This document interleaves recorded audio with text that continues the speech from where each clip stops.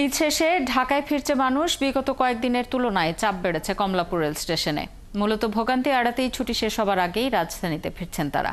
সকাল থেকেই দেশের বিভিন্ন প্রান্ত থেকে ছেড়ে আসা নির্ধারিত সময়ের ট্রেনগুলো স্টেশনে পৌঁছেছে। যাত্রীরা বলছেন, যাওয়ার সময় অতিরিক্ত ভিড়ে কিছুটা বিড়ম্বনায় পড়লেও ফিরতি যাত্রায় কোনো ধরনের সমস্যা হয়নি। ভিড়ও ছিল তুলনামূলক কম। সকাল থেকে পর্যন্ত 9টি ট্রেন কমলাপুর স্টেশনে পৌঁছেছে, ছেড়ে গেছে 11টি।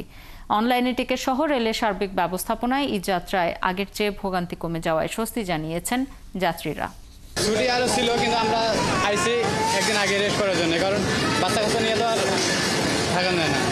আসার সময় আসলে জার্নিটা ভালোই কমফোর্টেবল ছিল।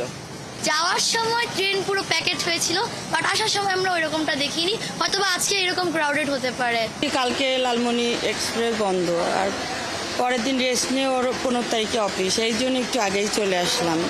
স্কুল শুরু হয়ে যাবে, বাবা মার অফিসও শুরু হয়ে যাবে, সো তো তাড়াতাড়ি তো আসার লাগবে।